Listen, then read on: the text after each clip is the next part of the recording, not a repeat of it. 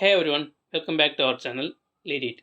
இன்றைக்கி நாம் ட்ரையல் ப்ரொசீஜர்ஸில் இருக்க சம்மரி ட்ரையல் ப்ரொசீஜர் அப்படிங்கிற கான்செப்டை தான் பார்க்க போகிறோம்.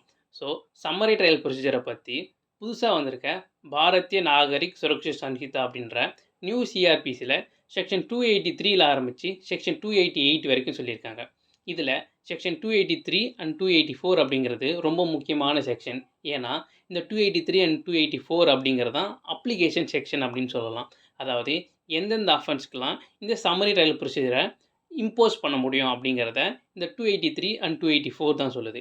மீதி தான் வந்து procedure of a trial.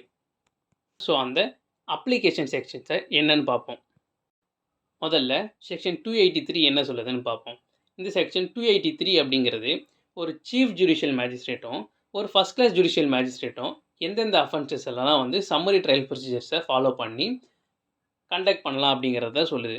So அந்த லிஸ்ட் ஆஃப் அஃபென்சஸ் என்ன அப்படிங்கிறத இப்போ பார்ப்போம். முதல் பெட்டி தெஃப்ட், அதாவது ஒரு தெஃப்டோட வேல்யூ 20,000க்கு மேலே போகல அப்படின்னா அந்த தெஃப்ட்டு அந்த ஸ்டோலன் ப்ராப்பர்ட்டி, தெஃப்ட்னா என்ன, திருட்டு. ஸோ அந்த திருடினதை மறைக்கிறதுக்காக யாராவது உதவி பண்ணாலோ இல்லை அதை வந்து யாராவது வாங்குறாங்க, திருட்டு பொருள்னு தெரிஞ்சு அந்த திருட்டு பொருளை ஒருத்தர் வாங்குறாங்க இல்லை ரிசீவ் பண்ணுறாங்க அப்படின்னா, ஸோ இதெல்லாம் அந்த திருட்டு சம்மந்தமான அஃபென்சஸில் இந்த எந்த அஃபென்சஸாக இருந்தாலும் அது சம்மரி ட்ரையல் ப்ரொசீஜரில் ஃபாலோ பண்ணலாம். பட் என்ன கண்டிஷன்னா அந்த திருடின பொருளோட வேல்யூ 20,000க்கு மேலே இருக்கக்கூடாது. அண்ட் அடுத்து வந்திருக்க அஃபென்ஸ் வந்து section 331 subsection 2 and 3 of BNS, அதாவது புதுசாக வந்திருக்க ஐபிசியில் செக்ஷன் 331 சப்செக்ஷன் 2 அண்ட் 3 என்னென்ன அஃபென்ஸ்லாம் சொல்லியிருக்காங்களோ அதெல்லாம் பண்ணால் அந்த டைமில் இந்த சம்மரி ட்ரையல் ப்ரொசீஜரை இம்போஸ் பண்ணலான்னு சொல்கிறாங்க. ஸோ அந்த செக்ஷன் என்ன சொல்லுது அப்படின்னா ரொம்ப சிம்பிள். ஹவுஸ் ட்ரெஸ்பாஸ் பண்ணுறது தான் வந்து ஒரு அஃபென்ஸாக அந்த செக்ஷன்ஸில் சொல்லியிருக்காங்க. பூட்டை உடச்சி வீட்டுக்குள்ளே போகிறது அப்படிங்கிறது ஒரு அஃபென்ஸில். ஸோ இந்த மாதிரி அஃபென்ஸ் பண்ணாலும் சம்மரி ட்ரையல் ப்ரொசீஜர்ஸை ஃபாலோ பண்ணலாம் அப்படிங்கிறத இங்கே சொல்லியிருக்காங்க. செக்ஷன் 351 அண்ட் 352 சொல்லியிருக்கேன்.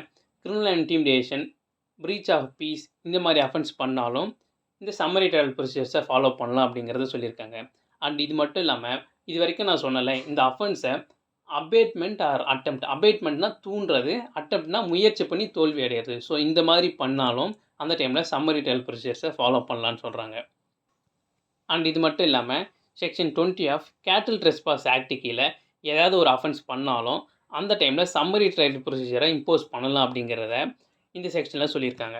இது வரைக்கும் நான் சொன்ன அஃபென்ஸ்லாம் பண்ணியிருந்தா அந்த டைமில் மேஜிஸ்ட்ரேட்டாக இருந்தாலும் சரி, சீஃப் ஜுடிஷியல் மேஜிஸ்ட்ரேட்டாக இருந்தாலும் சரி, அவங்க சம்மரி ட்ரையல் ப்ரொசீஜரை ஃபாலோ பண்ணியே ஆகணும், அது கட்டாயம். பட் இதை தாண்டி மற்ற அஃபென்சஸாக இருக்குது, அந்த டைமில் அவங்களுக்கு தோணுது இந்த அஃபென்ஸ்லேயும் வந்து சம்மரி ட்ரையல் ப்ரொசீஜரை இம்போஸ் பண்ணால் நல்லா இருக்குமேன்னு தோணுச்சுன்னா அப்போது அந்த அஃபென்ஸ் 3 வருஷத்துக்கு மேலே பனிஷபிள் அஃபென்ஸாக இல்லைனா அந்த டைமில் சீஃப் ஜுடிஷியல் மேஜிஸ்ட்ரேட்டோ இல்லை ஒரு ஜுடிஷியல் மேஜிஸ்ட்ரேட் ஆஃப் ஃபஸ்ட் கிளாஸோ வந்து சம்மரி ட்ரையல் ப்ரொசீஜரை ஃபாலோ பண்ணலாம் அப்படிங்கிறதையும் வந்து இந்த செக்ஷனில் சொல்லியிருக்காங்க. இது வரைக்கும்னா ஒரு சீஃப் ஜுடிஷியல் மேஜிஸ்ட்ரேட்டோ இல்லை மேஜிஸ்ட்ரேட் ஆஃப் ஃபஸ்ட் கிளாஸோ எப்போ சம்மரி ட்ரையல் ப்ரொசீஜரை ஃபாலோ பண்ணலான்னு சொன்னேன். ஸோ அதே மாதிரி ஒரு மேஜிஸ்ட்ரேட் ஆஃப் செகண்ட் கிளாஸ் கூட வந்து சம்மரி ட்ரையலை ஃபாலோ பண்ணலாம். எப்போனா அவர் டிசைட் பண்ண போகிற அஃபென்ஸோட பனிஷ்மெண்ட் அப்படிங்கிறது ஒரு ஃபைனாவோ இல்லைனா அதுக்கான இம்ப்ரிசன்மெண்ட் அப்படிங்கிறது 6 மாதத்துக்கு கம்மியாகவோ இருந்துச்சுன்னா அந்த டைமில் செகண்ட் கிளாஸ் ஜுடிஷியல் மேஜிஸ்ட்ரேட் கூட சம்மரி ட்ரையல் ப்ரொசீஜரை ஃபாலோ பண்ணலாம் அப்படிங்கிறத செக்ஷன் 284 சொல்லியிருக்காங்க. என்னென்ன அஃபென்ஸ்க்கு சம்மரி ட்ரையல் ப்ரொசீஜரை ஃபாலோ பண்ணலாம் அப்படிங்கிறது தான் ஒரு முக்கியமான விஷயமே தவிர அதுக்கான ட்ரையல் ப்ரொசீஜர் என்ன அப்படிங்கிறது ஒரு முக்கியமான விஷயம் கிடையாது. செக்ஷன் 285 ரொம்ப சிம்பிளாக சொல்லியிருப்பாங்க trial procedure of summary trial என்னன்றது. ஒரு சம்மரி ட்ரையல் அப்படின்னா அதுக்கு சம்மன்ஸ் கேஸ்க்கு என்னென்ன ட்ரையல் ப்ரொசீஜர் ஃபாலோ பண்ணுவீங்களோ அதெல்லாம் ஃபாலோ பண்ணிக்கலாம் அப்படின்னு சொல்லியிருப்பாங்க. ஸோ உங்களுக்கு சம்மன்ஸ் கேஸ்க்கான ட்ரையல் பற்றி எதுவும் தெரியலனா அதுக்கான ஒரு வீடியோவை நான் மேக் பண்ணியிருக்கேன். அதுக்கான லிங்க்கை நான் ஐபாக்ஸில் கொடுக்குறேன், அதை செலக்ட் பண்ணி பார்த்துருவாங்க. ஸோ ப்ரொசீஜர் என்ன தான் சம்மன்ஸ் கேஸ்க்கான ப்ரொசீஜராக இருந்தாலும் இந்த சம்மரி ட்ரையலுக்கு மட்டும் ஸ்பெசிஃபிக்காக பண்ண வேண்டிய விஷயம் என்ன அப்படிங்கிறத செக்ஷன் 286 ஆரம்பித்து 288 வரைக்கும் சொல்லியிருக்காங்க. அது என்னென்னா ஒரு கேஸை சம்மரி ட்ரையலாக பண்ணுறாருன்னா அந்த மேஜிஸ்ட்ரேட் அந்த கேஸ் சம்மந்தமான அந்த அக்யூஸ் சம்மந்தமான எல்லா டீட்டெயில்ஸையும் ஒரு ஃபார்மில் ஃபில் பண்ணணும். ஸோ அக்யூஸ்ட் யார், அவரோட ஆக்குபேஷன் என்ன, அவர் என்ன அஃபென்ஸ் பண்ணியிருக்காரு, அந்த அஃபென்ஸ்க்கான பனிஷ்மெண்ட் என்ன, அந்த எஃப்ஐஆர் வந்து எந்தெந்த செக்ஷனில் பண்ணியிருக்காங்க, இந்த மாதிரியான மொத்த டீட்டெயில்ஸையும் அந்த ஃபார்மில் ஃபில் பண்ணணும். அண்ட் இந்த ஃபார்மை எந்த லாங்குவேஜில் ஃபில் பண்ணணும்னா, கோர்ட்டோட லாங்குவேஜ் என்னவோ அந்த லாங்குவேஜில் ஃபில் பண்ணணும். தமிழ்நாட்டில் கோர்ட் லாங்குவேஜ் என்ன? தமிழ். ஸோ இந்த ஃபார்மை மேஜிஸ்ட்ரேட் தமிழ்நாட்டில் தமிழில் தான் ஃபில் பண்ணுவார்.